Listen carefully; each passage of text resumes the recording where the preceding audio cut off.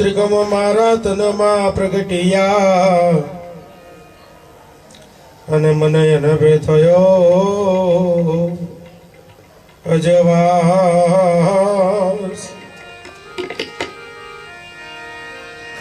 હે તમરા હતા સર્વે મારા ટળી ગયા, એમ ભાવે ભજે ભીમદા. તો ત્રિકમ ત્રંબાડું ગરજિયા અને નામ તણા નિશાન, કે અનભય તખત ના ઉપરે એક નિક સહિરલાની ખાન.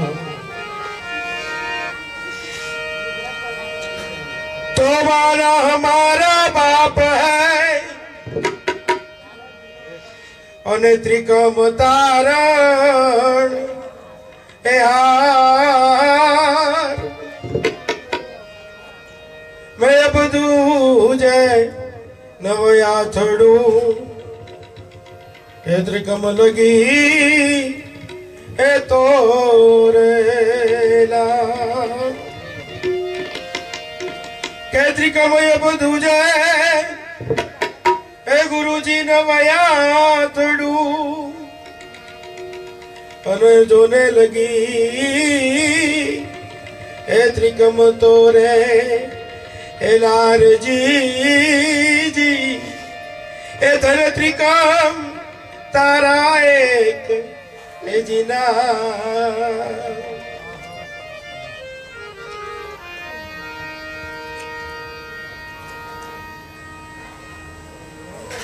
ઘણી વખત મને તમને એમ થાય, આમ નહીં બધા જેને જુઓ કે ગુરુ ના ઘેર જવું છે, કોક કે ગુરુ કર્યા છે, કોક કે ગુરુ કરવાના છે. એટલે ઘણા આમ અમને એવા જવાબ આપે કે બાપુ, અમે કહીએ કે ભાઈ શું, તમે તો ઘરમાં ગુરુ મોન્યા છે બધા. કોક કે અમારા મા બાપ અમારા ગુરુ છે, બહુ સારી વાત. કોક કે એ અમારા કાકા છે ને એ અમારા ગુરુ છે, બહુ સારી વાત. કોક એમ કે હું મનથી ગુરુ માનું છું. કોકને કોક વળી એવું કે મનથી ગુરુ માનું. અમે કહીએ એ બરાબર. ઘણા એવા મળે છે કે બાપુ અમારું બૈરું છે ને એ મારું ગુરુ છે, કે એવા મળે છે અમને. બધું બરાબર, અમે કોઈ વાત ના નથી પાડતા, પણ આપણે એક સામાન્ય ઉદાહરણ સમજીએ કે ધારો કે તમારા જ ઘરમાં તમારા મા બાપ નિશાળની અંદર, સ્કૂલની અંદર શિક્ષક છે. હવે તો શિક્ષક એ નથી કહેતો, આચાર્ય છે એવું સમજી લો. તમારા જ ઘરની અંદર તમારા મા બાપ આચાર્યની પદવી ઉપર છે સ્કૂલની અંદર, શાળામાં. તો શું એ બે પતિ અને પત્ની સ્કૂલમાં શિક્ષક ને શિક્ષિકાની નોકરી કરતા હોય, એમનો છોકરો નિશાળમાં નહીં જાય? જશે કે નહીં જાય? જાય નહીં, એને જવું જ પડે. જાય એવું નહીં, એને જવું જ પડે. કારણ કે જ્યાં સુધી એ નિશાળમાં ના જાય, જ્યાં સુધી એના માથે કોક સ્કૂલનો સિક્કો ના વાગે, એના સર્ટિફિકેટમાં એ જે તે શાળાના પ્રિન્સિપલની સહી ના થાય, ત્યાં સુધી એનું ભણેલું ગણેલું બધું નકામું. કોઈ નોકરી લેવા ઉભો રાખે એટલે સાહેબ આપણે ગમે તેટલા જ્ઞાની હોઈએ ને, જો મનમાં આવી ખાંડ ખાતા હોઈએ આપણે, આમાં બધા આપણે ખાંડ જ કહીએ. બધાને મનમાં એમ જ છે કે મને બધું જ્ઞાન મળી ગયું છે અને હું જ જ્ઞાની છું. એમ જગતમાં બધા જ્ઞાની છે, જગતમાં બધા જ્ઞાની છે, કોઈ અજ્ઞાની નથી. જગતમાં બધા જ્ઞાની, કોઈ અજ્ઞાની નહીં. એટલે ઘણી વખત કોઈને એવો પ્રશ્ન થાય કે જગતમાં બધા જ્ઞાની, કારણ કે જગતનું મોટામાં મોટું જ્ઞાન મહાપુરુષોએ કહ્યું. હમણાં એક ભાઈએ સત્સંગ કર્યો પાંચા બાબાની જોડે, તો એમણે બહુ ઘણી સરસ વાત કરી. જગતનું મોટામાં મોટું જ્ઞાન કયું? ગુરુ જ્ઞાન તો સૌની ઉપર છે, પણ એની પહેલાનું જ્ઞાન. કારણ કે ગુરુ જ્ઞાન મેળવવાનું એક છે કારણ કે ભાઈ આ જીવ આવ્યો છે અને આ જીવ જતો રહેવાનો છે. એના માટે કંઈક કમાણી કરી લેવા માટે પરમાત્માએ મનન તમને મનુષ્ય શરીર આપ્યું, એટલે ભજન કરવું પડે, ગુરુ કરવા પડે, વાત બરાબર. પણ એનાથી મોટું જગતમાં જ્ઞાન કયું? બરાબર સમજો કે હું ને તમે જગતમાં જન્મ્યા છીએ અને એક દાડો આપણે આ જગતમાં મરી જવાનું છે. બોલો આ કોને ખબર નહીં? આખા જગતને ખબર છે ને. આનાથી મોટું કોઈ જ્ઞાન ખરું? બધા જ્ઞાની છે, પણ કોઈ સ્વીકારતું નથી કે હું મરી જવાનો છું. અને જો સ્વીકારી લે કે હું મરી જવાનો છું તો આ જગતમાં દેખાવો ના થાય. આ તમે જુઓ, આપણે આ હાથ માળની બિલ્ડિંગમાં આપણે બેઠા. હાથ માળની બિલ્ડિંગ એમાં બધાના ઘર નોખા અલગ અલગ ને, દિવાલ કરેલા. હવે સેજ આમ મારીએ તો આના કરતા મોટી બિલ્ડિંગ ત્યાં દેખાય, એના કદાચ રૂમે આપણા કરતા મોટા. સેજ આમથી આગળ જઈએ તો આપણે ગોડાઉન આવે, એમાં પાછા ગલીઓ વાળા મકાન. કોઈ વળી સોસાયટીમાં જાવ તો જગ્યા વાળા મકાન. આ બધા વાળા કોણે કર્યા? આપણે કર્યા. પરમાત્માએ મનન તમને આખું બ્રહ્માંડ આપ્યું. આપણે સૌ કોઈના વાળા ખરા? જાતિના નાતિના કોઈના વાળા ખરા? આ જંગલમાં જાવ તો સિંહ કોઈ એકબીજા સિંહને કહે કે તું ફલાણી જાતિનો મારે ગોળતા મારી જોડે તારે નહીં આવવાનું. બહુ વર્ષો પહેલા એક પિક્ચર આવ્યું હતું, એમાં એક લીટી મને બહુ ગમતી હતી કે પંછી નદિયા और हवा के झोंके कोई सरहद ना उसे रोके. આ ત્રણ વસ્તુ છે. એક પશુ પંક્ષીઓ. આપણે આ કદાચ આ વિમાન ઉડે છે ને, મારે તમારે એક દેશમાંથી બીજા દેશમાં જવું હોય તો કદાચ વિઝા લેવા પડે, પાસપોર્ટ કઢાવવો પડે. આ પક્ષીઓ ઉડીને જાય છે, એમને કોઈ વિઝા પાસપોર્ટની જરૂર ખરી? કારણ કે આપણે વાળા પડે એટલે ધક આપણે છે, એમને કોઈ ધક. એ મુક્ત મને હરી ફરી શકે છે.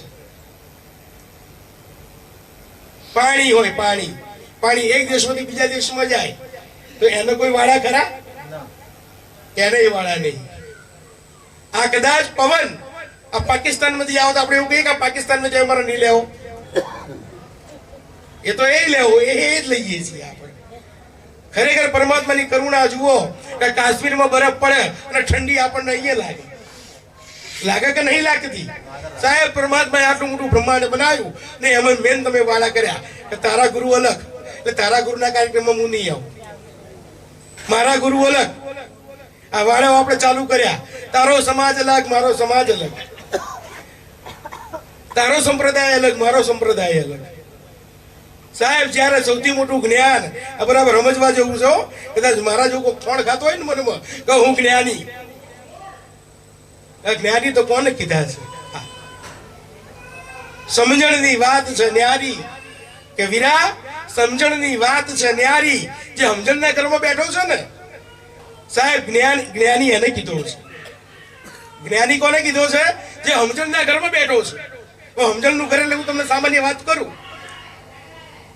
પેલું સિગરેટનું પેકેટ નહીં હતું, સિગરેટનું પેકેટ, અને સિગરેટના પેકેટ ઉપર એવું લખેલું હોય કે આ પીવાથી કેન્સર થાય છે. લખ્યું નહીં? લખ્યું હતું. સિગરેટના પેકેટ ઉપર એવું લખેલું હોય કે ભાઈ આ પીવાથી કેન્સર થાય. વાંચે એ જ્ઞાની નથી, કારણ કે વાંચ્યાને વાંચતા આવડતું હોય એ તો વાંચી જ લેવાનો છે ને.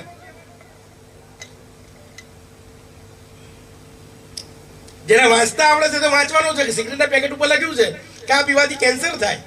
પણ જેને વાંચીને મગજમાં ઉતાર્યું અને મગજમાં ઉતારીને પેકેટને સાઈડમાં મૂક્યું ને, એ સમજણના ઘરમાં બેઠો કહેવાય. સમજણના ઘરમાં કોણ બેઠો કહેવાય? કે ખાલી જાણી લેવાથી કશું પ્રાપ્ત થતું. આપણે મનમાં પાવર બહુ હોય કે આપણે જ્ઞાની છીએ, આપણે જ્ઞાની છીએ. જ્ઞાન છે એનું. મહાપુરુષોએ કીધું કે એ બધી જાણકારી છે. ધારો કે મને 4 વેદનું જ્ઞાન હોય, મને 400 ભજન મોઢે આવડતા હોય, મને આ બધા પુરાણો મોઢે થઈ ગયા હોય, તો હું જ્ઞાની થઈ ગયો? એ તો બધી જાણકારી છે. જ્ઞાની કોને કહેવાય? મહાપુરુષોએ વાત કરી કે સમજણની વાત છે ન્યારી, કે વીરા આ સમજણની વાત છે ન્યારી, કે કારણ કે સાકર અને મીઠાની બે પૂતળી બનાવી અને બંને લાગે છે રૂપાળી. આમ બે પૂતળીઓ બનાવે, એક સાકરની બનાવે અને બીજી મીઠાની બનાવે. આમ દૂરથી જોઈએ ને તો મને તમને જોવામાં તો બે હારી હરખી જ લાગે કે સાકર અને મીઠાની બે પૂતળી બનાવી અને બંને લાગે છે રૂપાળી. પણ જ્ઞાની અને અજ્ઞાનીમાં ફેર એટલો જાણજો કે આમાં એક મીઠી છે અને બીજી ખારી. હવે મીઠી છે ખારી એ જોવાથી ખબર પડે, તેના માટે શું કરવું પડે? આમ ચાખવી પડે. સાહેબ આ જ્ઞાન એવું છે, ગુરુ જ્ઞાન, કે તમે સેટે સેટે રહેશો ને તો ગુરુના તત્વની તમને ખબર પડવાની. એમાં તો ગુરુમાં ભળવું પડે, ગુરુની સેવા કરવી પડે, અને અનુભવ જયારે થાય ને એને ચાખ્યું કહેવાય. અને ચાખો એટલે ખબર પડે કે આમાં શું લેવાનું છે શું મૂકવાનું છે. આપણે લઈએ છીએ અહંકાર, મુકતા કશું નહીં. આપણને અહંકાર, કદાચ કોઈ ગુરુનો અહંકાર કરે કે મારા ગુરુ જબરા, એ તારા ગુરુ જબરા છે, પણ તે શું પ્રાપ્ત કર્યું? વેદ પુરાણોની અંદર દાખલા છે ને મૂક્યા. હું તમે ક્યાં ભટકી જઈએ? આખું અયોધ્યા હતું ત્યારે રામ વનમાં ગયા ને, ત્યારે આખું અયોધ્યા જોડે આવ્યું. બધા રોતા હતા, બધા રોતા હતા. કારણ કે પરમાત્મા જાય છે તો કોકના માટે જ પરમાત્મા હતા. એટલે કોક તો એવું કહેતું હતું કે અમારો કુંવર જાય, કોક કે બિચારો હજુ તો એની ઉંમર છે જાય છે. બધાને આવું હતું. અને બરાબર નદી કિનારે આવીને ઉભા રહ્યા અને પરમાત્મા નામ કિનારો પાર કરવાનો હતો ગંગાનો. એટલે કેવટ મળ્યો અને કેવટ એમની નાવમાં બેહાડ્યા. જો સમજણના ઘરમાં કોણ બેઠું કહેવાય? જેનામાં વિવેક હોય. તરત જ કેવટે જેમ પરમાત્માએ આ પગ ઊંચો કર્યો ને અને કેવટે બે હાથ જોડ્યા છે. જો જ્ઞાની કોને કહેવાય? કે પરમાત્મા કે શું?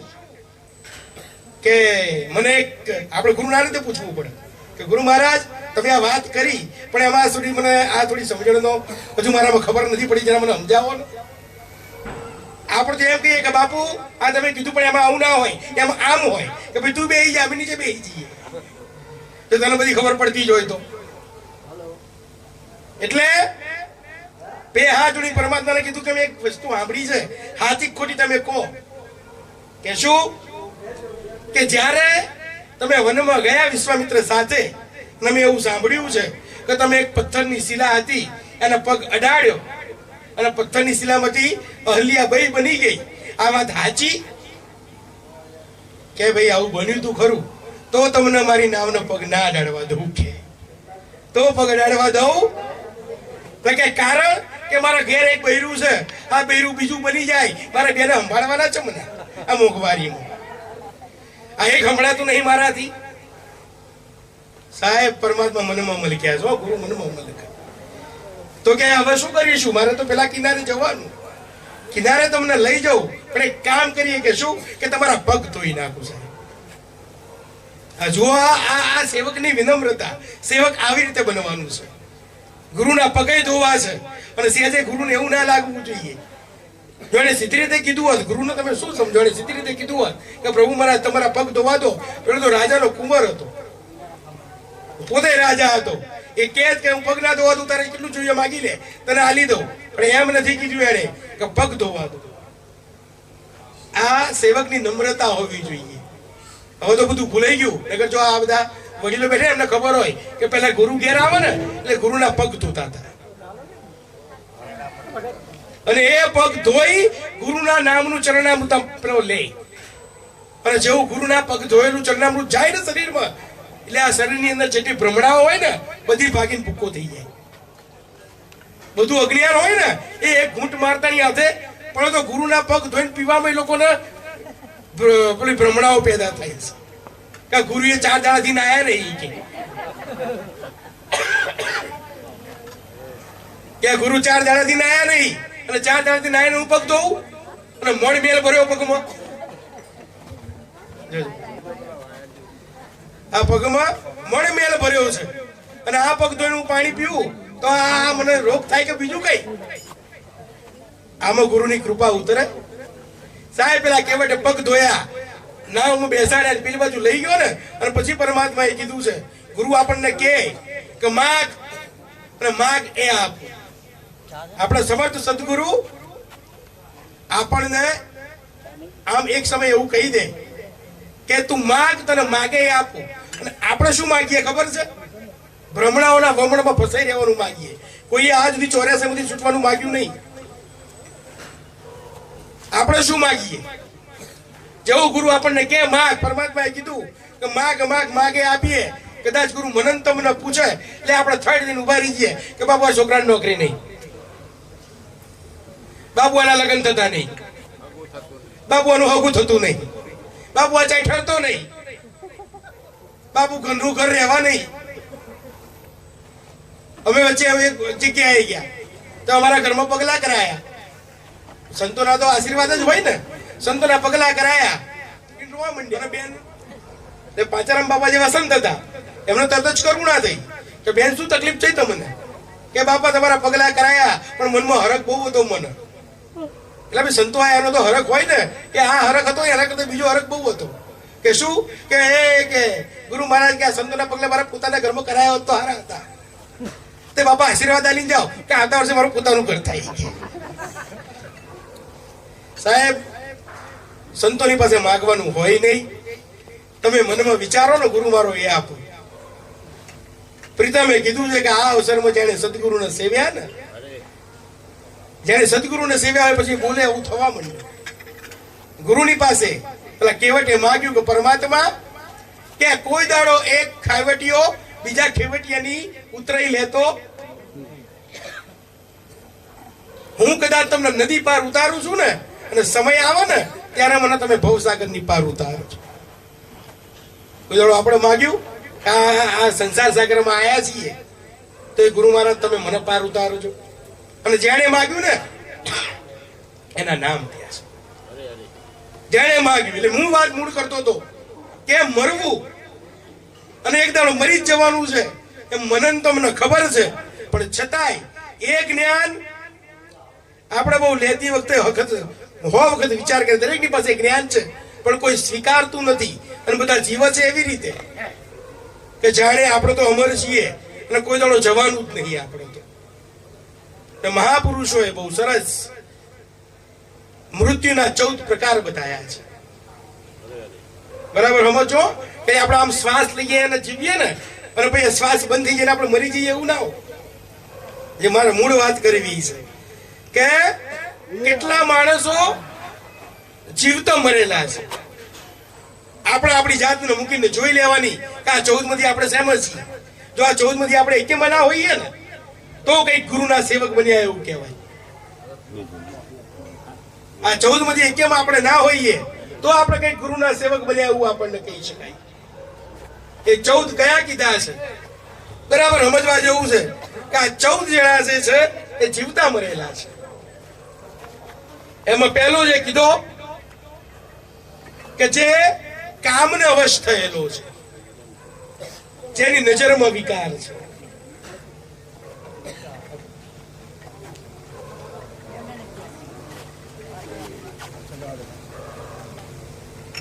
જેની નજરમાં વિકાર છે સાહેબ એનો મરેલો કીધો છે. હવે આપણે વિચાર કરવાનો.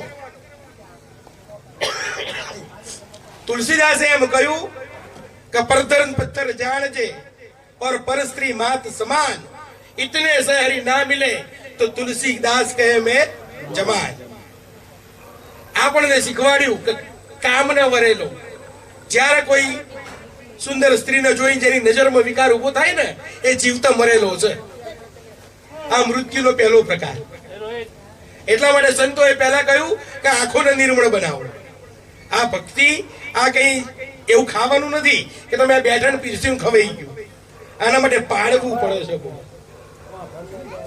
સંતોએ પાળ્યું છે અને પછી આ નિયમો મને તમને કીધા કે જે નજરમાં વિકાર રાખીને ફરે છે ને એ ભલે શ્વાસ લેતો હોય પણ એ મરેલો છે.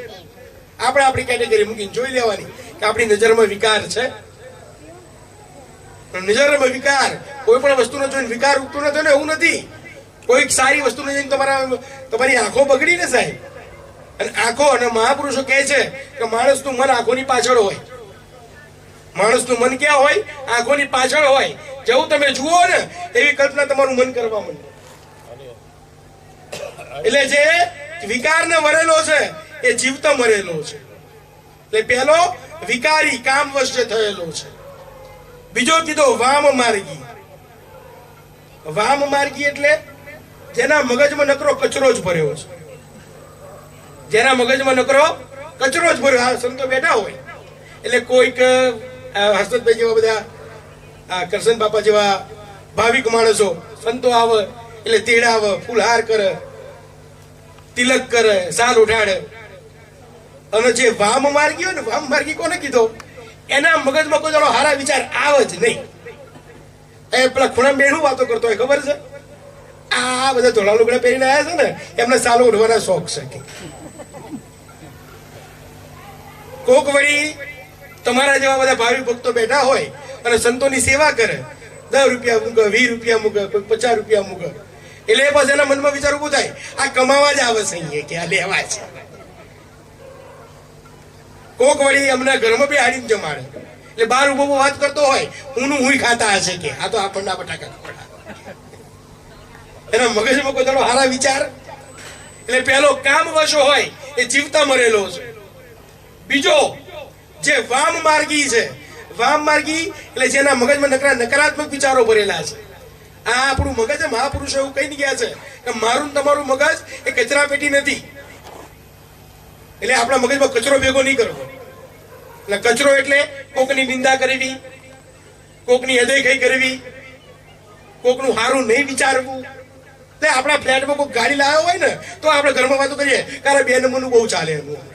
એટલે આપણે સારું વિચાર, કોક દાડો તારા બેહવા થશે. ગાડી લાવ્યો તો તારા કોક દાડો બેહવા થશે. પણ આપણને એવું વિચારતા નહીં આવડતું.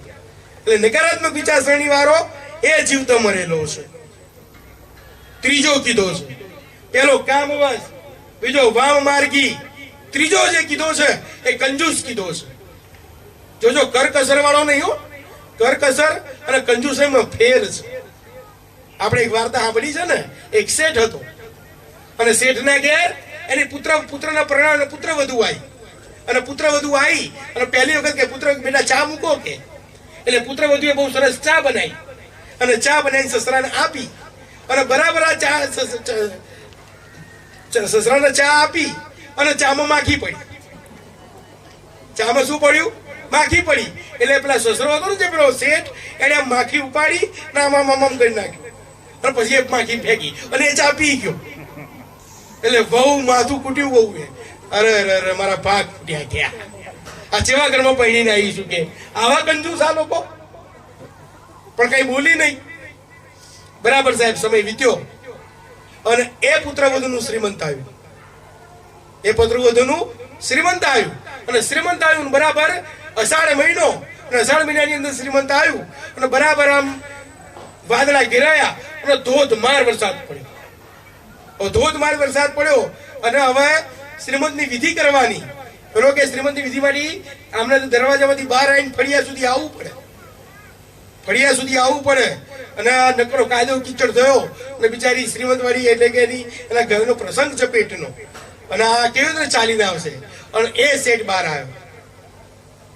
એના સેવકોને નોકરોને બોલાયા કે આપણે હમણાં ખાંડ ભરી છે ને કે ગોડાઉનમાં, બધી બોરીઓ ઉપાડો અને મારી વહુ આવે છે ને કે દીકરાની વહુ, એને રસ્તામાં પાથરી દો. એનો પગ નીચે જમીનને ના અડવો જોઈએ. આમ પગ મૂક્યો ને આંખમાંથી પાણી જાય. અને સસરાએ કીધું કે બેટા આપણે કરકસર વાળા છીએ, કંજુસિયા નહીં કે. સાહેબ, કરકસર અને કંજુસાઈમાં ફેર છે. તમારે ચા પીવી હોય અને ખિસ્સામાં 10 રૂપિયા હોય તો આખી 20 રૂપિયા વાળી ના મંગાવો અને 10 રૂપિયા વાળી અડધી મંગાવો અને અડધીમાંથી બીજાને અડધી આપો. એ કરકસર કહેવાય. ખિસ્સામાં 20 પડ્યા હોય અને કોઈક સંત ભેગું થાય, કોઈક સજ્જન, કોઈક સંબંધી ભેગું થાય અને પીવડાવી ના પડે એટલે તમે ત્યાં નીકળી જાઓ ને, એ કંજૂસાઈ કહેવાય.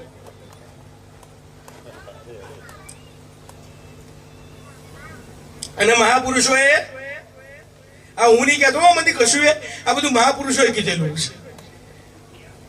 મહાપુરુષોએ કંજૂસ નહીં મરેલો કીધો છે કે એ જીવતો મરેલો છે. કબીર સાહેબે સાખી પૂરી ત્યાં. કબીર સાહેબ કહે છે કે घर कथा नहीं, नहीं कीर्तन और संत नहीं मेहमान।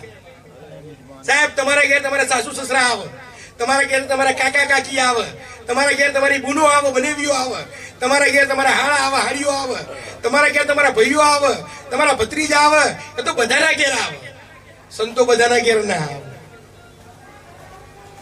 કબીર સાહેબે કહ્યું કે જે ઘર કથા નહીં, કથા કહેતા જે ઘરમાં પરમાત્માના નામનું સ્મરણ નથી, જે ઘર કથા નહીં, નહીં કીર્તન, કોઈ પરમાત્માના નામનું ગાન કરતું નથી, પરમાત્માનું નામ લેતું નથી, જે ઘર કથા નહીં, નહીં કીર્તન और संत नहीं मेहमान, જે ઘર સંતો મહેમાન નથી દેતા, વો ઘર જમરા ડેરા તાણ અને સાંજ પડે શમશાન। એ ઘર રાત પડે ને એટલે શમશાન જેવું હોય, જે ઘરમાં સંતોના પગલા ના થયા હોય। આવું કબીર સાહેબ કહીને ગયા છે। એટલે તરત તુલસીદાસે અમને કીધું કે બરાબર સમજો, જ્યાં જ્યાં પગલા પાડવા નહીં જવું। કે કેમ? કે પગલા ક્યાં પાડવા કે જ્યાં ભાવ હોય। જવું કોને ઘેર? મને તમને સંતો એ કીધું છે કે જવું કોને ઘેર? કે આવત હી હર્ષે નહીં ઓર નેને નહીં સને।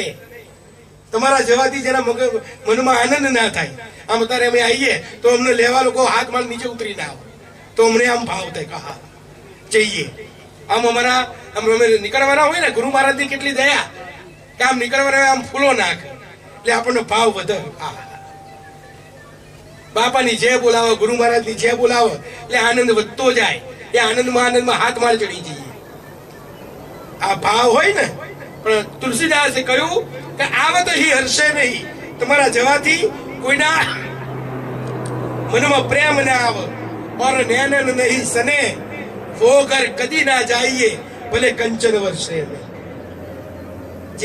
જેના મનમાં પ્રેમ જ ના હોય, ભાવ ના હોય ને, ભલે હોનાનો વરસાદ વરસતો હોય ને તો એને ઘેર જવાય। એટલે પેલો જે કામનો વરેલો છે એ જીવતા મરેલો છે, બીજો જે વામ માર્ગી છે એ જીવતા મરેલો છે, ત્રીજો કંજૂસ કીધો એ જીવતા મરેલો છે। સંતોએ આગળ વાત કરી કે અતિ દરિદ્ર, હવે આપણે દરિદ્રનો અર્થ ગરીબ એવું કરીએ, પણ ગરીબ એવો નહીં। ગરીબ એટલે એક રાજાએ પ્રધાનને બોલાયો અને રાજાએ પ્રધાનને બોલાવીને કહ્યું કે 4 માણસો લઈ જાય। કોણ લઈ જાય? 4 માણસો લઈ જાય। કે કેવા 4 માણસો? તો કે બરાબર સાંભળ, કે મારે 4 માણસો કેવા જોઈએ છે? પહેલો માણસ એવો લાય જેની પાસે અહીંયા કશું નથી પણ ત્યાં બધું હશે। બરાબર સમજો આપણે શું કરવાનું છે જીવનમાં, કે જેની પાસે અહીંયા કશું નથી ત્યાં બધું હશે। બીજો એવો લઈ જાય જેની પાસે અહીંયા બધું છે પણ ત્યાં કશું નહીં હોય। ત્રીજો એવો લઈ જાય જેની પાસે અહીંયા કશું નથી અને ત્યાંય કશું નહીં હોય। અને ચોથો એવો લાય જેની પાસે અહીંયા બધું છે અને ત્યાંય બધું હશે। બીજા દાડે મંત્રી હાજર થયો 4 જણને લઈ, એક મજૂરને લઈને અને મજૂરને ઉભો રાખ્યો અને રાજાને બતાવ્યું કે આ પહેલો કે કેવો? કે જેની પાસે અહીંયા કશું નથી પણ ત્યાં બધું હશે। કે કેમ? ત્યાં મજૂર છે, આખો દાડો મહેનત કરે છે અને રાત પડે ને બાપાના પગ દબાવે છે, મા બાપની સેવા કરે છે। 100 રૂપિયા કમાય ને તો 10 રૂપિયા કોકને ખવડાવવામાં વાપરે છે, જો 50 કમાય તો 5 રૂપિયા કોકને ખવડાવવામાં વાપરે છે। એટલે અત્યારે એની પાસે કશું નથી, અત્યારે તો મજૂરી કરીને જીવન કાઢે છે, પણ એની મા બાપની સેવા, વર્ષે એક દાડો ગુરુના ચરણમાં દર્શન કરવા જાય છે। જ્યાં જ્યાં સંભળાય કઈ ગુરુ મહારાજની પધરામણી થઈ છે, એમના ભજન છે, ત્યાં ભજનમાં હાજરી પૂરવા જાય છે।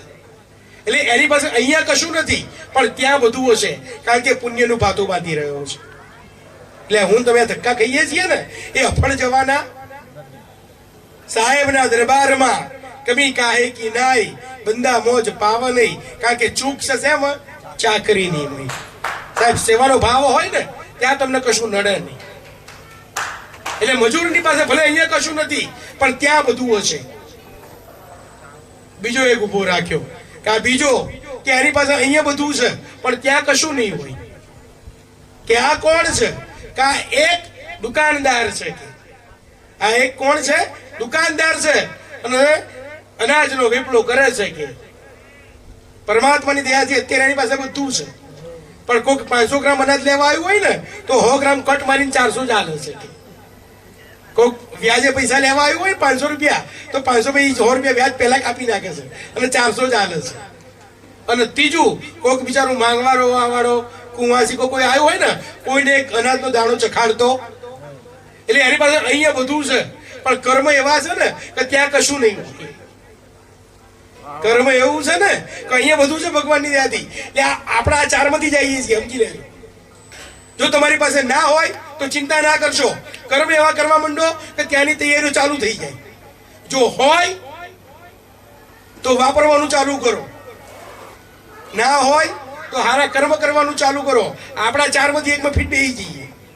પછી ત્રીજો લાયા એક ભિખારીનો ઉભો રાખ્યો કે પરમાત્મા કે રાજા કે શું આ ત્રીજો છે કે એની પાસે અહીંયા કશું નહીં અને ક્યાંય કશું નહીં. કે કેમ? કે આ મૂળ ભિખારી છે, ભીખ માગીને પોતાનું પેટ ભરે છે, પણ ભીખ માગવામાં કોઈ દાડો સાચું બોલતો. આમ ભીખ માગવા બેઠો હોય ને તો કે મારા ઘેર મા બાપ બીમાર છે, ખરેખર એવું હતું?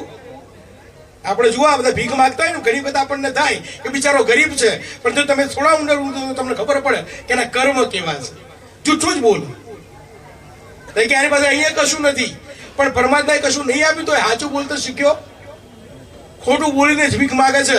અને કદાચ કોઈક જગ્યાએ ભીખ માગવા ગયો હોય અને કોઈક વસ્તુ ધૈયાજી પડી હોય ને, કોઈ આજુબાજુ માલિક ના હોય તો લઈ ખેલા મૂકી દઈ શકે, ચોરી એ કરે જોડે જોડે. એટલે એના કર્મ એવા છે કે અહીંયા કશું નથી અને ત્યાંય કશું નહીં. અને ચોથો ઉભો રાખ્યો કે આ છે ને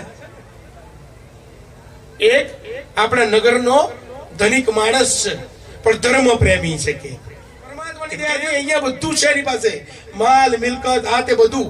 અને અન્ન ક્ષેત્ર ખોલ્યા છે આપણા નગરમાં. એને કે આપણા નગરમાં શું ખોલ્યું છે? એને અન્ન ક્ષેત્ર ખોલ્યા છે. એના ઘેરથી કોઈ દાડો કોઈ ખાલી આજે પાછું જતું.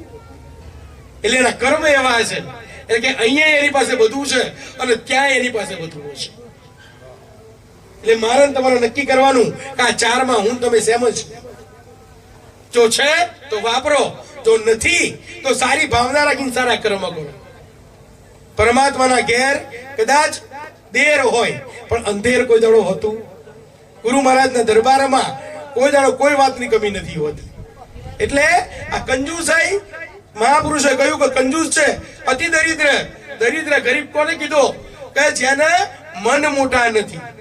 એક મહાપુરુષે કહ્યું કે મેલ મોટા મન જેના સાંકડા. મેલ મોટા હોય પણ મન હોકડા હોય. એટલે આપ કવિએ લખ્યું કે શ્રીમંતોનું સુખ સરાઈ હું આગળ જોવા જાઉં છું. હે માનવ વિશ્વાસ કરી લે, તને સમય બની સમજાવું છું. એમાં એમણે લખ્યું છે કે શ્રીમંતોનું સુખ સરાઈ હું આગળ જોવા જાઉં છું, પણ રજા સિવાય અંદર ના આવો.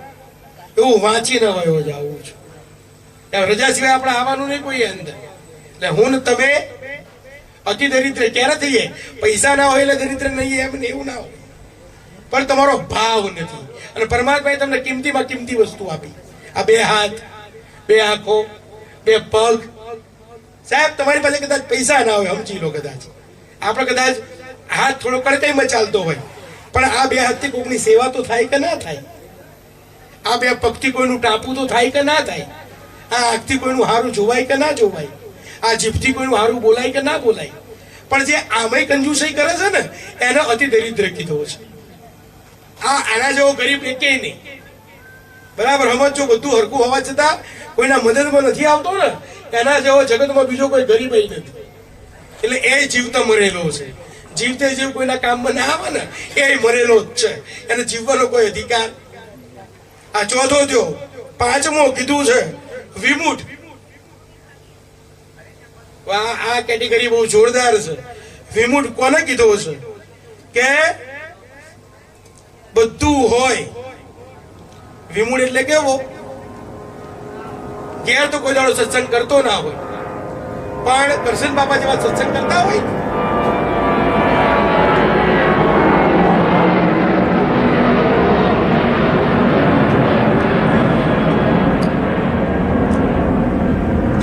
સત્સંગ થતો હોય, પણ એ વિમૂઢ મૂળ એને કીધો છે કે એને ખાટલામાંથી ઊભા થઈ અને સત્સંગમાં બેહવાનું એ જોર આવતું હોય.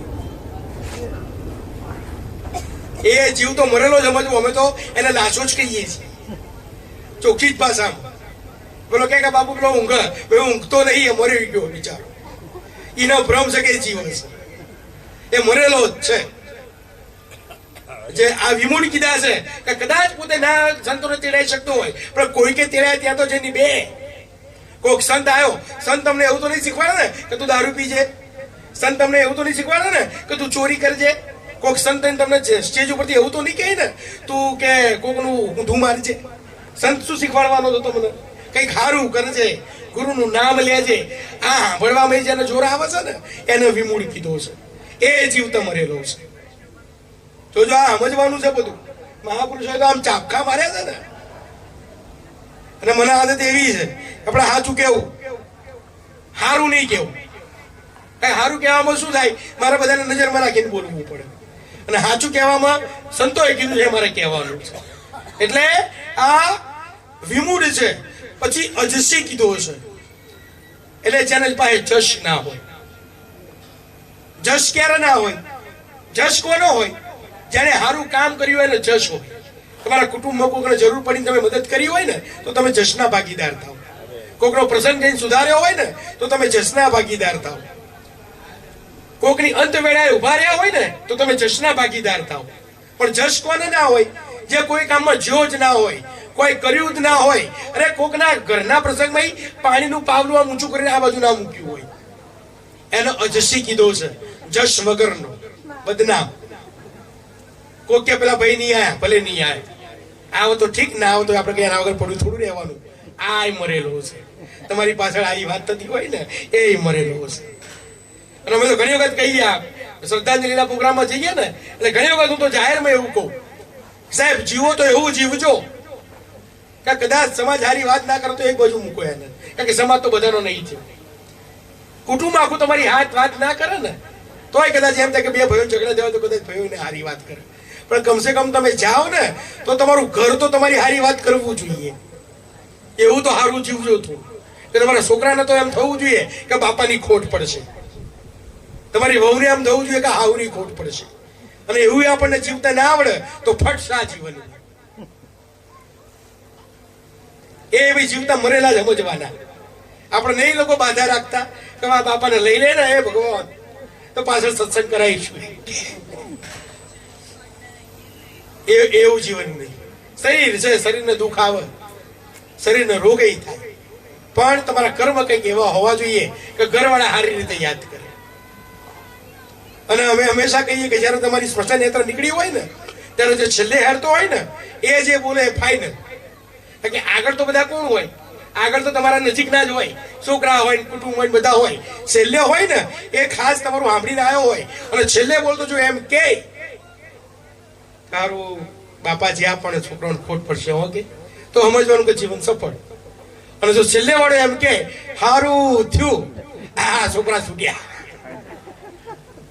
તો સમજવાનું કે આ જીવવામાં કઈક ભૂલ પડી. આપણે બહુ નહીં કહેતા કે તમે દાની બની જાઓ, તમે ધર્મી બની જાઓ ને તમે બની જાઓ, સારા માણસ બની જાઓ. સારા માણસ બનશો ને અને સારા માણસ બનશો ને તો તમને સારું સારું ગમશે. બરાબર. એક આપણે શાંતિ આમ કહીએ, બહુ સરસ વાત કરીએ શાંતિથી કે તમે બેઠા છો, પવનનો કોઈ ગંધ હોય? પવનનો કોઈ ગંધ હોય? પણ કદાચ તમે ઉકેડાની બાજુમાં બેઠા હોય અને પવન આવે તો શું આવે? તમને ગંધાય. પવન નો કોઈ ગંધ હોય ના, પણ એ પેલા ઉકેડા ઉપર થઈને આવી ને એટલે ગંધાઈ છે, નાક બંધ કરવું પડે. અને કદાચ બગીચાની જોડે બેઠા હોય તો એ જ તમને પવન આવે ને તો સુગંધ આપે, તમને ગમે. એમ સાહેબ કોઈક આવા સંતોની જોડે, કોઈક આવા ભગતની જોડે બેસો ને તો તમારા જીવનમાં સુવાસ ફેલાશે. અને કોઈક નુગરાઓની જોડે બેસીશું ને તો નકરું ગંધાશે જીવન આપણું. એટલે આપણે જીવનને ગંધાવવું છે કે સુવાસિત કરવું છે એ આપણા હાથમાં છે. આમાં બહુ કઈ લેવા જવાનું નહીં, પણ હાથ પડે આપણને ગલ્લે ગયા વગર ના ચાલતું હોય. હાથ પડે ચાર દારૂડી જોડે ના બેતા હોય આપણને ચેન ના મળતું હોય તો આ જીવનમાં સુગંધ આવવાની ચમની. મને ખેલાઈ કીધું કે બાપુ કેશું ના તમે મહિને મહિને બધા ભેગા થાવ, આ કરો છો શું? હું તું રોજ તું ગલ્લે ઉભો રહીને કરે છે ને એમ એવું કહીએ. ઘણી વખત આ લોકો મહિને મહિને ભજન ગાય અને ઘણી વખત એવું કે બાપુ આ ભજન તો તમે કયા મહિને ગાયા હતા, આમાં નવું શું આવ્યું? સંગત એવાની કરવી, અને સંગત એવાની કરશો તો તમારું જીવન સુવાસિત થશે. અને ભગતની જોડે બેસો ને તો ગમે તેવું થશે. વચ્ચે જ ઉદાહરણ મૂક્યું હતું કે કદાચ તમે બેઠા છો બરાબર, શ્રાવણ મહિનો ચાલતો હોય, શ્રાવણ મહિનામાં એક જગ્યાએ ભજન ચાલતા હોય અને બીજી જગ્યાએ જુગાર રમાતો હોય. શ્રાવણ મહિનો ચાલતો એટલે બે વસ્તુ થવાની ને, એ જગ્યાએ ભજન ચાલે, એ જગ્યાએ જુગાર રમાઈ છે. બરાબર 12 વાગે પોલીસની રેડ પડી. 12 વાગે કોઈ ભગતની સભામાંથી એક ઉભો થયો અને એના મનમાં આવ્યું કે લાવો જોયો તો આવું કે બાજી કેટલા પહોંચી છે, કેટલા પહોંચ્યું. હું આવ્યા તો 1000 ચાલુ દીધું, લાય જોતો તો આવું આ બાજી કેટલાય પહોંચી છે. એટલે એ ભગત ઉભો થઈ અને તો જ એને ઉભો રહ્યો. અને ત્યાંથી કોઈક જુગારીને એવું થયું, અરે જોતો તો આવું કે આ ભજનમાં પેલા બાપુ આયા હતા વળી હું વાત કરે છે. એટલે સ્થાન બદલાયું. ભગત ઉભો થઈને જુગારીની સભામાં ગયો અને જુગારી ઉભો થઈને ભગતની સભામાં આવ્યો. અને સાહેબ પોલીસની રેડ પડી ને તો પેલો ભગત જે જોતો ને એ પકડાય, પેલો બચી જાય.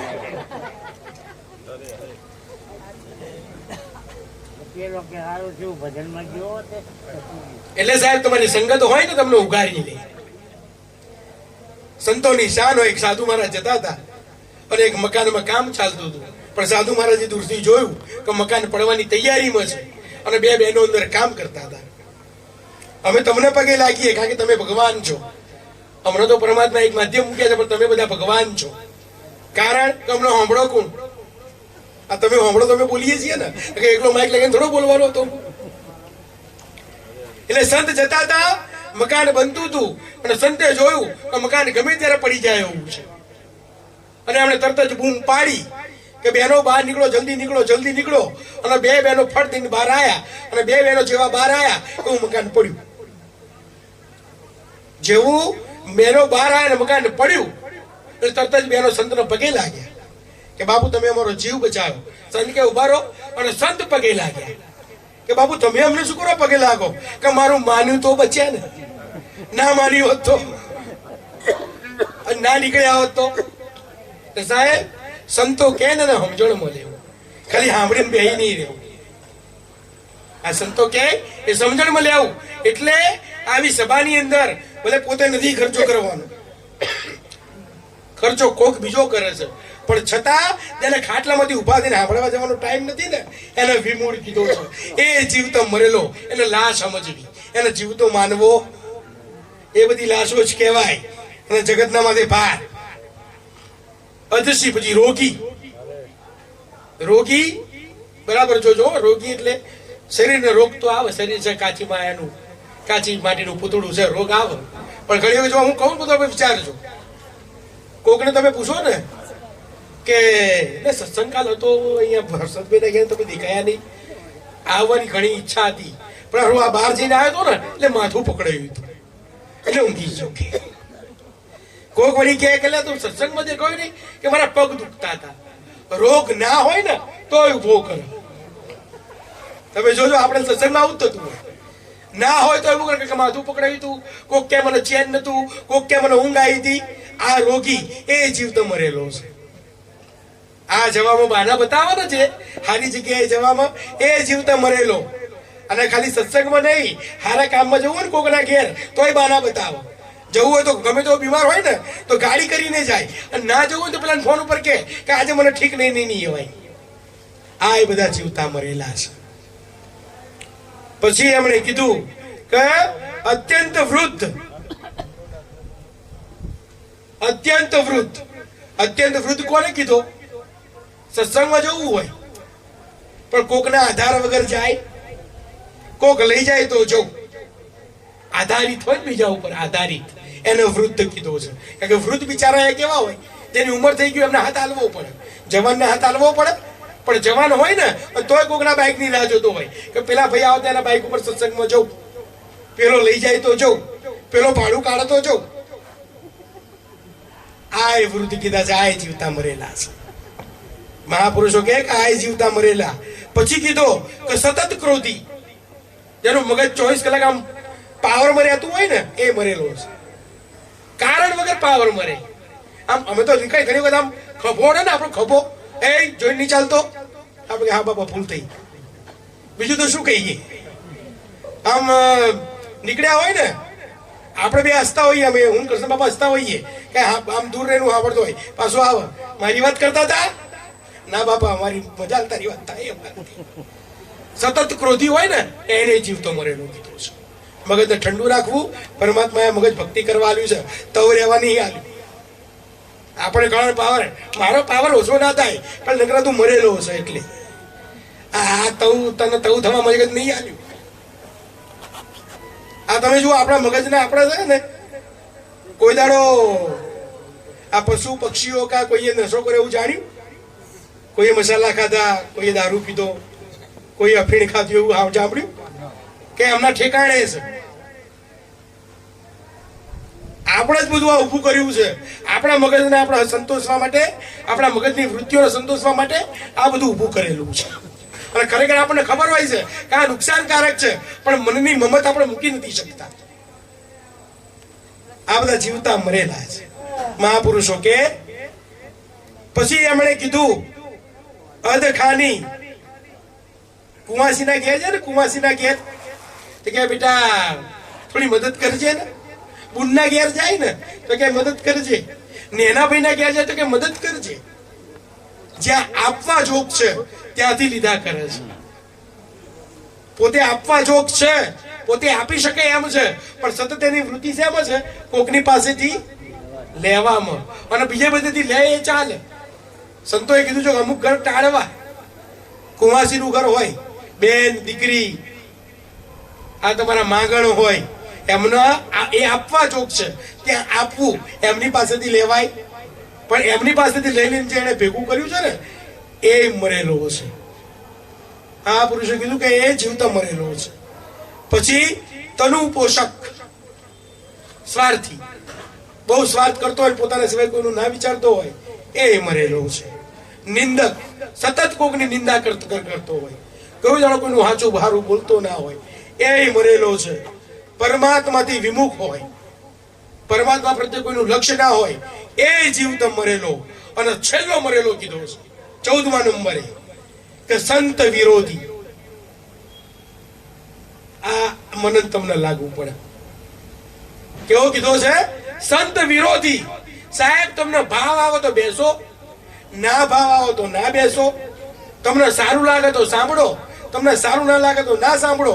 પણ મહેરબાની કરી કોઈ ગુરુના ગુણ ગાતું હોય, કોઈ પરમાત્માની ભક્તિ કરતું હોય, એનો વિરોધ કોઈ દાડો કરવો.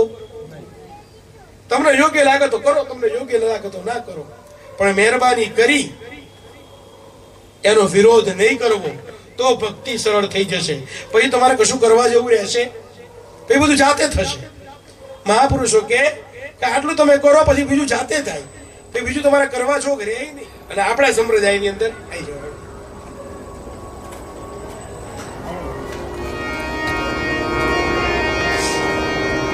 આપણા મહાપુરુષોએ મને તમને કીધું, જો આપણે સંતોને જાણીએ તો આપણને ખબર પડે કે કોઈ જોડે એમણે નહીં કીધું આપણને કે તો આ મૂર્તિને પૂજજે. આપણા મહાપુરુષો કોઈને નહીં કીધું. તો આ બધા વડીલો બેઠા છે ને, હું તમને કહું, આ બધા વડીલો ઉંમરલાયક બેઠા છે, જે જાણકાર છે, ગામડે ગયેલા, આપણે ખબર છે. આપણા ગોખલાઓમાં કોઈ દાડો મૂર્તિઓ નથી પૂજાતી. તો તમે ગામડેનો વિચાર કરો ને, તો આપણા ગોખલાઓમાં કોઈ દાડો ફોટા નતા પૂજાતા. આપણા ગોખલાઓમાં કોઈ દાડો મૂર્તિઓ નથી પૂજાતી. આપણા ગોખલામાં શું હોય? કાંઈક શ્રીફળ પડ્યું હોય, બીજું કશું આપણા ગોખલામાં હોય? તમે જ્યાં માનતા હોય, પણ આપણા ગોખલામાં કોઈ દાડો મૂર્તિઓ ના હોય. કારણ કે આપણે સમજણને વરેલા હતા. આપણને તો વર્ષો પહેલાથી ખબર હતી કે આ પથ્થરમાં અને આ મૂર્તિઓમાં કશું લેવાનું. આપણો તત્વના આરાધક હતા, એટલે શ્રીફળ મૂકતા હતા. અને શ્રીફળમાં શું હોય? પાણી હોય. અને પાણી એ શું છે? એક તત્વ છે. એટલે પહેલેથી આપણે તત્વના ઉપાસક છીએ. આપણે કોઈ મૂર્તિઓના ઉપાસક રહ્યા. અને આપણા સંતોએ પ્રમાણ કર્યા કે તમે રામ કોને કહો છો?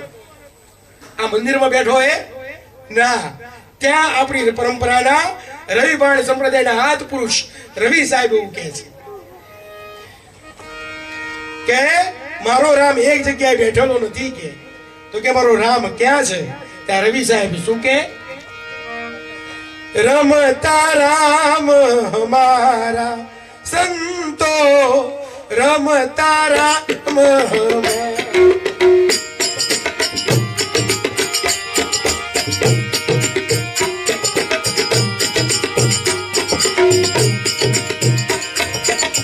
રમતા રામ હમારા સંતો રમતા રામ હમારા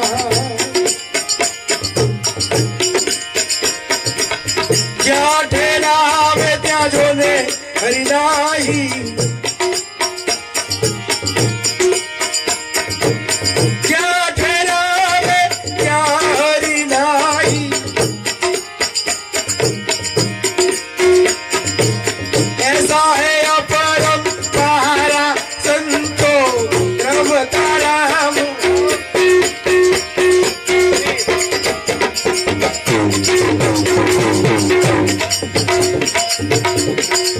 कोई कहता है नाभि निशाना कोई કહે હૃદય પ્રકાશા कोई कहता है नाभि निशाना कोई કહે હૃદય પ્રકાશા कोई कहता है नासिका अगरे कोई कहे जो ने भ्रुकुटी भाषा संतो रमता राम हमारा कोई कहता है दसवें द्वारे द्वादश में दर्शावे कोई कहता है तेल रूप कर करारे क्यों जावे संतो रमता राम हमारा रमता राम रमता राम रमता राम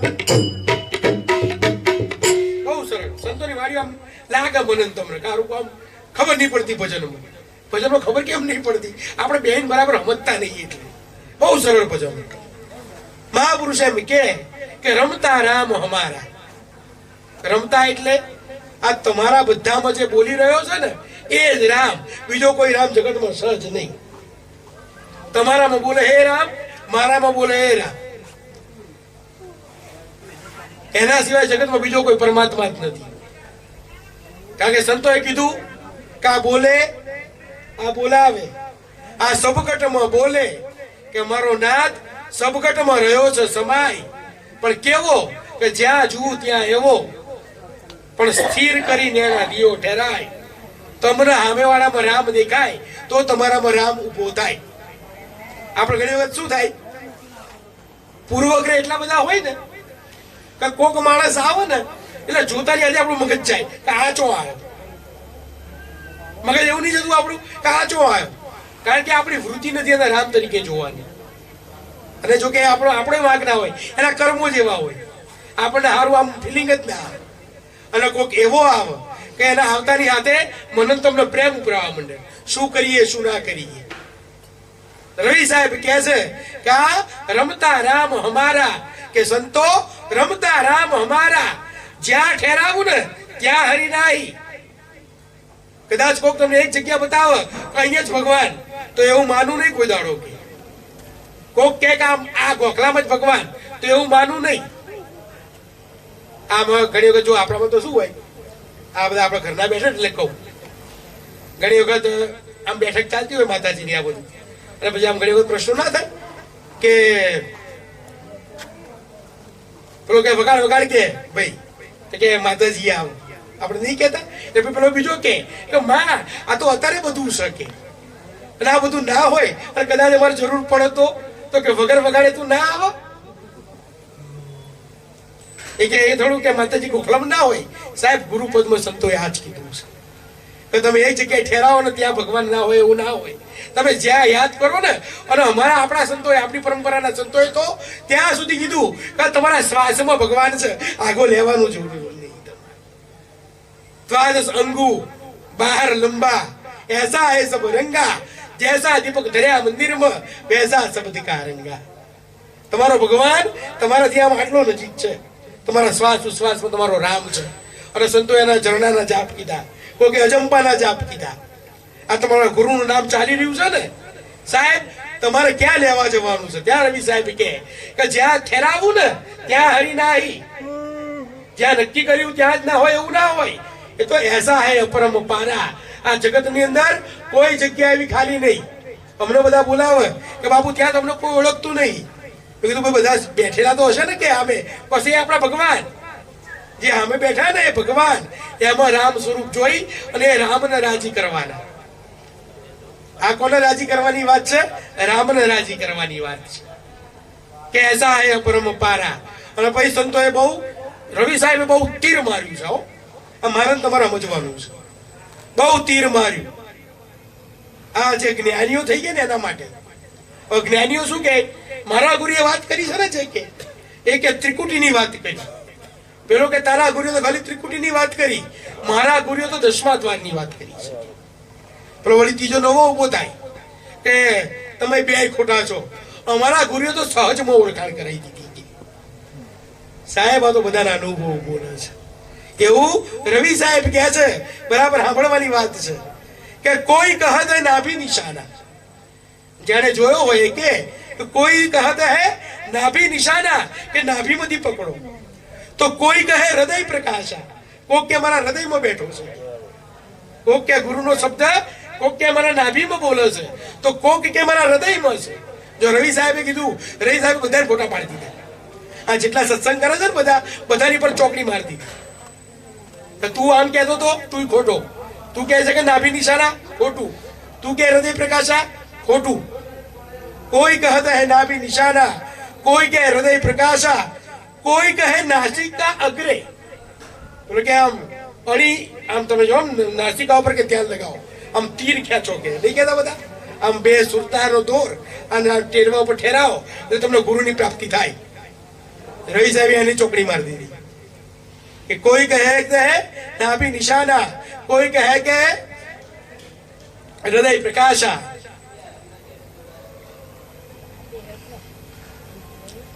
કોઈ કહે તે નાસિકા અગ્રે, અને વળી કોઈ કહે છે કે ભ્રુકુટી વાસા, કોઈ કે ભ્રુકુટીની અંદર ગુરુ છે.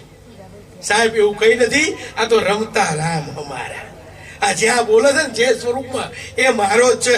અમે એક જગ્યાએ આમ કહો તો થોડું તો તમારો છે કે આમ તમે પેલા કેવું હતું, બરાબર સમજો. આ બહુ સમજવા જેવી વાત છે. જે બેંકના એકાઉન્ટમાં તમારું ખાતું હોય, પહેલા એવું હતું તો તમારે ચેક એ બેંકમાં જ ભરવો પડે.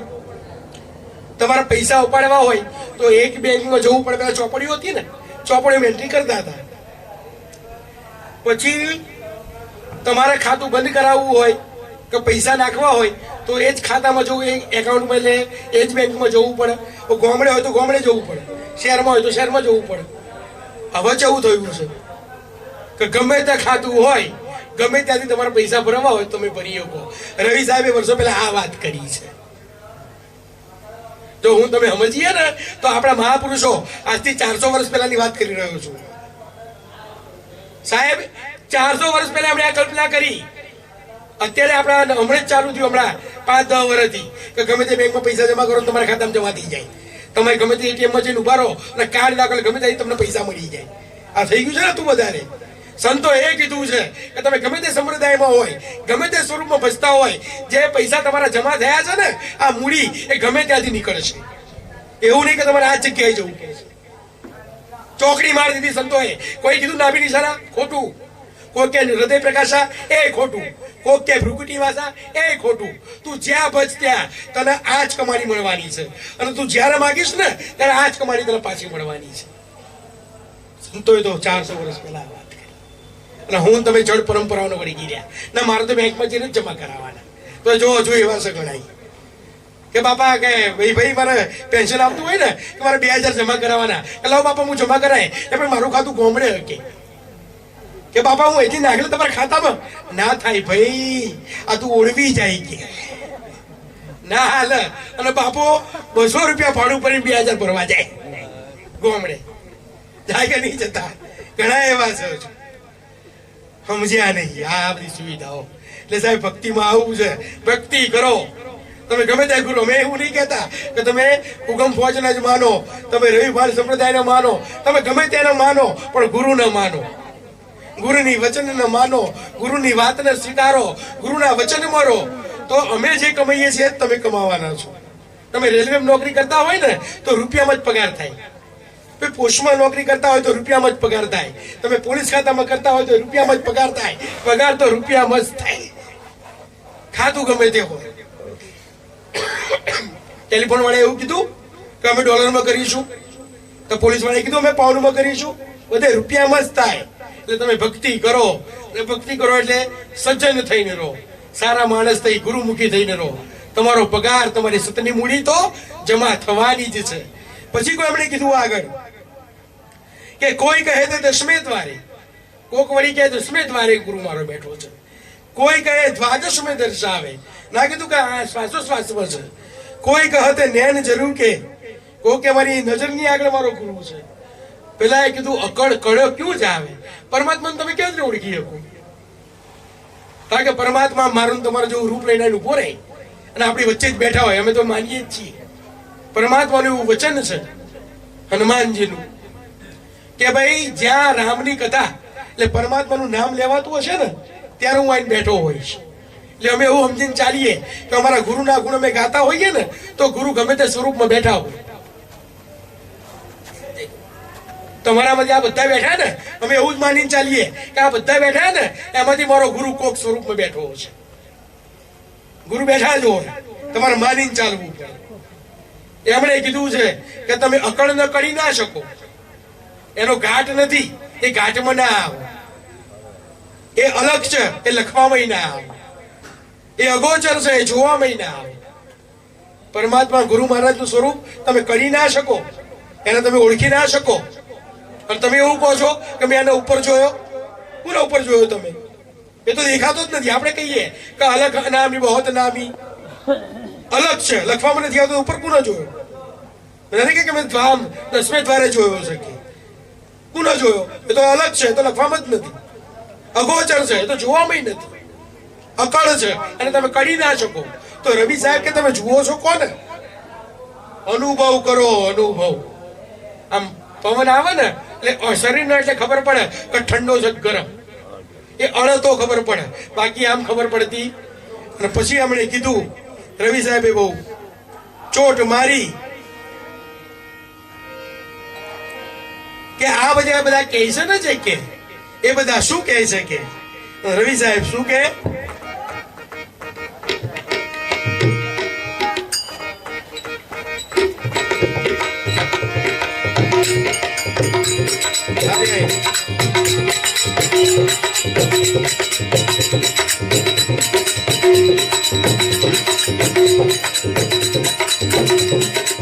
અમે ભેગા થઈ આપના અનુમાના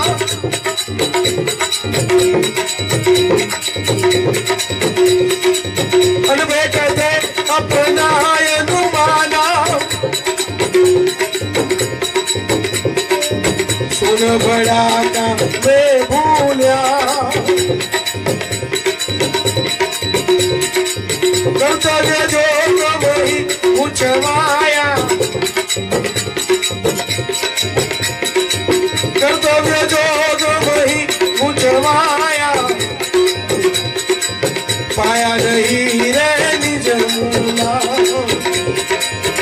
સંતો રમતા રામ મારા સંતો રમતા રે રામ મારા રોમ રોમ મે આનંદ બ્રહ્માંડા રગ રગમાં રહી બોલે રોમ રોમ મે આનંદ બ્રહ્માંડા रही बोले आपा खोया तब आप दर्शाया आपा खोया रे तब आप दर्शाया खबर विना जोने दूर कोने रमतारा मारा संतोरम तारा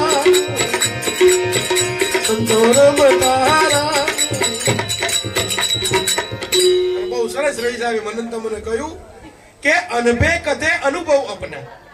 ધારો કે મારે લક્ષ્મીનગરમાં આવવું છે, હું એ લક્ષ્મીનગરમાં બેઠો છું અને તમે બધા લક્ષ્મીનગરમાં બેઠા છો. ધારો કે હું મેઘાનગર થી આવું, હું કદાચ રામેશ્વર થી આમ આવું તો રામેશ્વર થી આવું રામેશ્વર 4 રસ્તા આવે, ત્યાંથી આગળ આવું એટલે મેઘાનગર એટલે મીના બજાર 4 રસ્તા આવે, ત્યાંથી આગળ આવું એટલે ઉમિયાનગર વાળા 3 રસ્તા આવે, ત્યાંથી આગળ એટલે બીજી મેડિકલ આવે, ત્યાંથી વડું એટલે સીધું લક્ષ્મીનગર આવે. મારે આ રસ્તો આવે અને કોત કદાચ આમ સુભાષ બ્રિજ થી આવ્યું હોય તો આમાંનું કશું એ ના આવે, આમાંનું કશું આવે ના આવે. એટલે રવિ સાહેબ કહે છે કે અનભે કથે અનુભવ અપના. જે પહોંચ્યો છે જે રીતે, એટલે હું જયારે અનુભવ કરવા બેસું ત્યારે હું એવું કહું કે હું નીકળ્યો એટલે કે મંદિર આવ્યું રામેશ્વરનું, ત્યાંથી આગળ મીના બજાર 4 રસ્તા આવ્યા, કારણ કે હું મેઘાનગર થી આવ્યો છું એટલે મારો રસ્તો એવો હતો. અને કોઈક સુભાષ થી આવ્યો હોય ને એ મને ખોટો કહી શકે? જો મને ખોટો કહે ત્યારે ખબર પડવી જોઈએ કે હું લક્ષ્મીનગરમાં જ બેઠો છું એટલે હું આવ્યો છું એ વાત પાકી. પણ કોઈક સુભાષ થી આવ્યું એવું કે ભાઈ અમે તો આવ્યા તો રાજસ્થાન હોસ્પિટલ વચ્ચે આવ્યું, અમે આવ્યું તો ઘેવર કોમ્પ્લેક્સ આવ્યું, અમે આવ્યા તો અનાજનું ગોડાઉન આવ્યું અને પછી આવ્યું. એટલે હું એવું મારથી કહેવાય કે હું એમાં તો અનાજનું ગોડાઉન આવ્યું જ નતું, તો તું ખોટો. પેલો કે ના તું ખોટો. બે માંથી કોઈ ખોટા નથી, બે એની જગ્યાએ સાચા છે. રવિ સાહેબ કહે છે એટલે સાહેબ આ બધા બહુ પડવું નહીં, આ બધા દેખા દેખીમાં મારા તરફ બહુ પડવું નહીં. સંતોએ કીધું કે અનભે કથે અપના અનુમાના, દરેક પોતાના અનુમાન પ્રમાણે વાત કરે છે. સૂન ભડાકા મેં ભૂલ્યા, સૂન ભડાકા મેં ભૂલ્યા એટલે જે સંતોએ પોતે સ્વીકાર લીધું ને કે હું કંઈક પામી ગયો છું, એ બધા મોટી વાતો કરવામાં રહી. સૂન ભડાકા મેં ભૂલ્યા પછી કર્તવ્ય જોગ મહી ગુજવાયા और પાયા નહીં નિજ મૂલા. આપણને રસ્તાથી મતલબ કે મંજિલથી મતલબ? આપણને તો મંજિલથી મતલબ કે જ્યાં પહોંચવાનું છે ત્યાં તમે કેવી રીતે પહોંચો છો. આજ બધા હરિદ્વાર ગયા છે, કોઈક ટ્રેનમાં ગયું, કોઈક ટ્રેનમાં ગયું તો આજ સવારે 10 વાગે બેહે ને તો કાલ સવારે 10 વાગે ઉતરો. અને કોઈક પ્લેનમાં ગયું હોય તો હમણાં 11 વાગે બેહે અને 11:30 તો ઉતરી જાય કે 12 વાગે ઉતરી જાય. તો ભાઈ પેલો 12 વાગે ઉતરનાર એવું કે તું ખોટું કહે છે, તારા આટલા કલાક થાય જ નહીં. તો પેલો ટ્રેન વાળો પેલા એવું કહી શકે કે હોય જ નહીં, તું કલાકમાં પહોંચે જ નહીં. કે હું 2 દાડાથી હેડું છું ને એટલે ભક્તિમાં આવું છે. હા, ભક્તિમાં આવું છે. કોક 25 વર્ષથી ભક્તિ કરતું હોય, કોક કેટલા વર્ષથી ભક્તિ કરતું હોય, 25 વર્ષથી ભક્તિ કરતું હોય પણ હજુ ઠેકાણે ના પહોંચ્યું હોય. અને કોક વળી 2 વર્ષથી આવ્યું હોય અને એને ઠેકાણું મળી ગયું હોય તો 25 વર્ષ વાળો પેલા વાળા ના કહીએ કે તું ખોટું બોલે છે, તું કાલ બપોરે આવે તને મળી ગયું. એટલે મળી જાય કદાચ પ્લેનમાં બેઠો હોય, અને પ્લેનમાં બેઠા હોય એટલે 2 વસ્તુ હોય, એક તો રૂપિયા વધારે ખર્ચ્યા હોય અને આપણા રૂપિયા એટલે સેવાનું પરિબળ. કદાચ સેવા એવી કરી હોય ને વર્ષમાં કે પેલા 25 વર્ષમાં ના કરી હોય ને એવી પેલા વર્ષમાં કરી હોય તો એને મળી ગયું હોય. કદાચ પેલા પાડ્યું ના હોય, પેલા પાડ્યું હોય તો એને મળી ગયું. એટલે ટૂંકમાં જે રસ્તે પડ્યું એ રસ્તે એને મળ્યું. અને પછી છેલ્લે રવિ સાહેબે વાત પૂરી કરી કે રોમ રોમ એ આનંદ બ્રહ્માંડા. તમારા શરીરના અણુ અણુમાં પરમાત્માનો વાસ છે. તમે સ્વીકારો કે ના સ્વીકારો એ તમારો પ્રશ્ન છે. બરાબર સમજી લેવું આ કે આપણા દરેક કણ કણની અંદર આપણા રોમે રોમમાં પરમાત્માનો વાસ છે. આપણે સ્વીકારીએ કે ના સ્વીકારીએ એ આપણો પ્રશ્ન છે. રગમગ રગમાં રહી બોલે આપા ખોયા તો આપ દર્શાયા. આપા એટલે હું પણ મૂકી દો, હું કંઈક છું એ તમે મૂકી દો તો તમને પરમાત્મા કંઈક છે એવું દેખાય. આમાં બે વસ્તુ જોડે રહે નહીં. તમે અને પરમાત્મા જોડે ના રહી શકો. તમે આમાં ભળી જાઓ તો તમે તમારું સ્થાન પામી શકો. અને એમણે કહ્યું કે આપા ખોયા તો આપ દર્શાયા ઓર ખબર વિના દૂર ખોડે. જેને ખબર નથી, ગુરુને મળ્યો નથી, એ બીજે જોવો છે. રવિ સાહેબે વાત પૂરી કરી કે નિરાધાર નિર્લેપ નિરંજન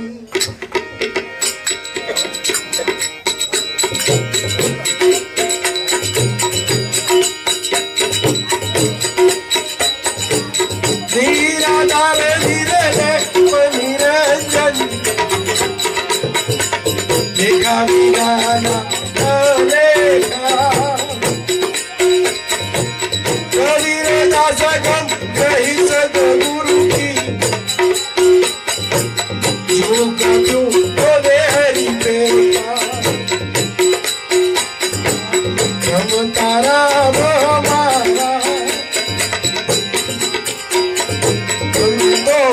ગમ તારા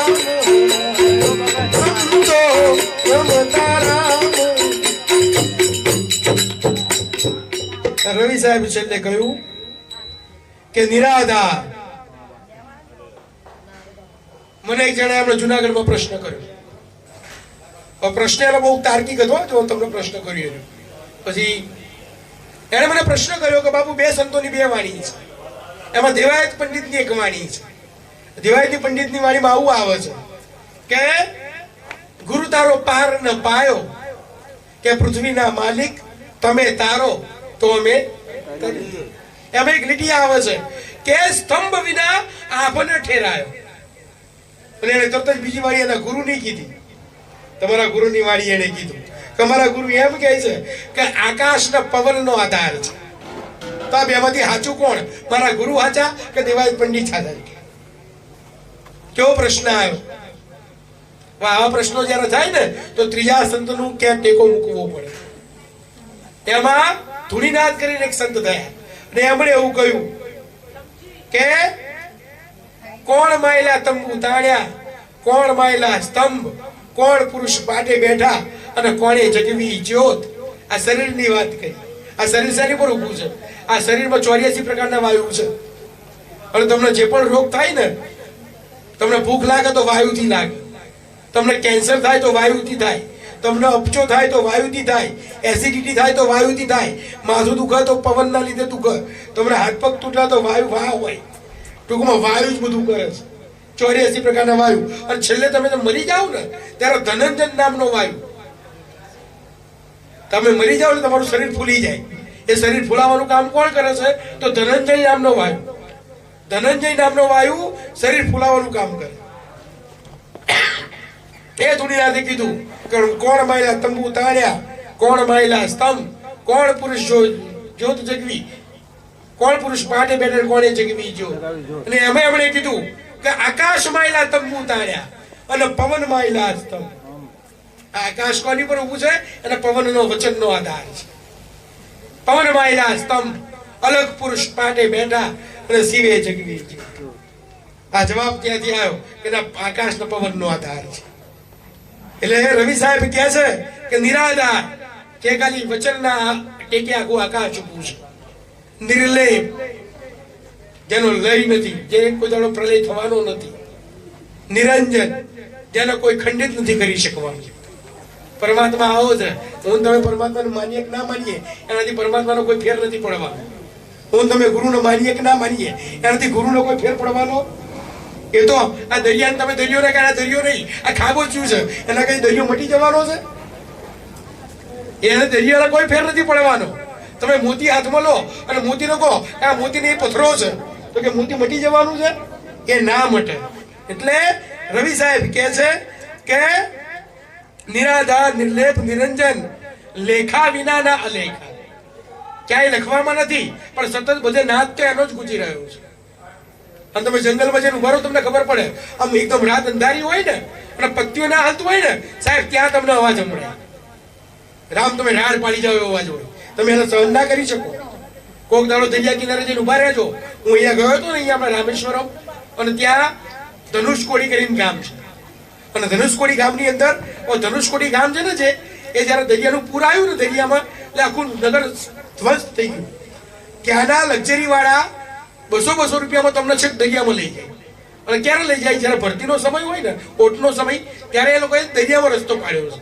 તમારું સાધન લઈને ના જવાય, દરિયામાં જતા રહો. પણ એ લોકોએ રસ્તો પાડ્યો છે, એમાં મને લઈ જાય 200 રૂપિયામાં. અને બરાબર આમ મને એક જગ્યાએ ઉભો રાખ્યો ને, એટલે આમેય દરિયો, આમેય દરિયો અને આમેય દરિયો, 3 બાજુ દરિયો ને તમે વચ્ચો વચ્ચે. અને સાહેબ જે દરિયાનો અવાજ આવે ને, છક્કા છૂટી જાય આપણા. સાહેબ કુદરતના અવાજને તમે શું જાણ કરી શકો? આ તમે જંગલમાં જઈને ઉભા રહો રાતે અને બરાબર કોઈ ના હોય, ખાલી જંગલમાં તમે એકલા ઉભા હોય ને તો આમ સન્નાટાનો એવો અવાજ આવે ને, તમે સહન ના કરી શકો. પરમાત્માની કળાને તમે સહન ના કરી શકો.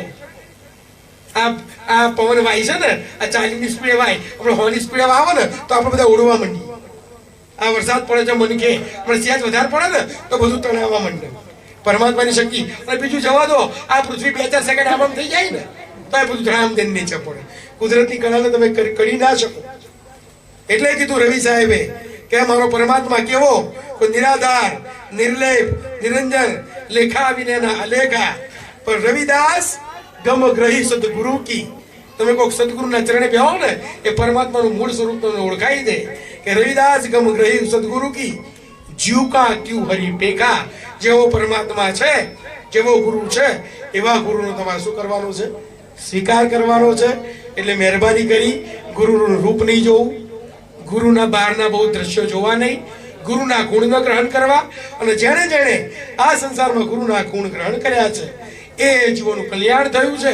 અને અનંત કટી કાળ સુધી એ સંતોના ગુણ આ જગતમાં ગવાયા છે. બોલો સદગુરુ દેવનો.